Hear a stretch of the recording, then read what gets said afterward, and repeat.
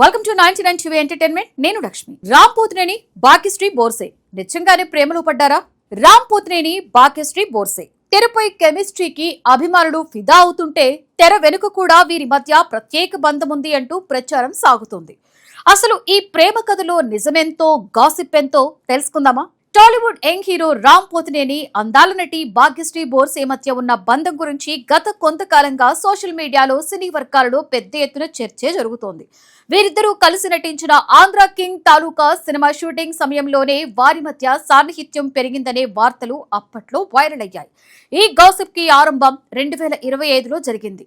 అదే రోజు ఒకే తరహా హోటల్ గది నేపథ్యంతో ఇద్దరు విడివిడిగా సోషల్ మీడియాలో ఫొటోస్ ని పోస్ట్ చేయడం అభిమానుల దృష్టిని ఆకర్షించింది. దీంతో వీరిద్దరూ కలిసి వెకేషన్ కి వెళ్లారనే ఊహాగానాలు స్టార్ట్ అయ్యాయి.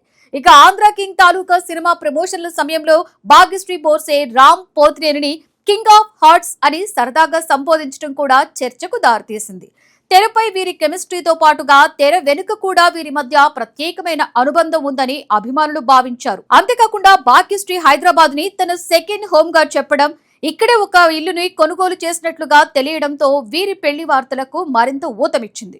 సోషల్ మీడియాలో వీరిద్దరి నిశ్చితార్థం త్వరలోనే జరగబోతుంది అంటూ అనేక కథనాలు వెలువడ్డాయి. అయితే ఈ వార్తలన్నింటినీ రామ్, భాగ్యశ్రీ ఎప్పుడూ అధికారికంగా ధృవీకరించలేదు. ముఖ్యంగా తన చేతికి కనిపించిన ఉంగరాలు నిశ్చితార్థానికి సంబంధించినవి కావని, తనకు తానే కొనుక్కున్న బహుమతులు అని భాగ్యశ్రీ స్పష్టంగా వెల్లడించింది. తాజా సినీ వర్గాల సమాచారం ప్రకారం వీరిద్దరి మధ్య ప్రేమ వ్యవహారం ఉందన్న ప్రచారం కూడా ఇప్పుడు ముగిసిపోయిందని, ప్రస్తుతం ఇద్దరు తమ సినీ కెరియర్లపైనే పూర్తి దృష్టి పెట్టారని తెలుస్తోంది. అయితే నిజంగా వీరిద్దరి మధ్య ప్రేమ ఉందా, లేక ఇవన్నీ కేవలం అభిమానుల ఊహాగానాలేనా అన్న ప్రశ్నకు ఇప్పటికీ స్పష్టమైన సమాధానం మాత్రం రాలేదు.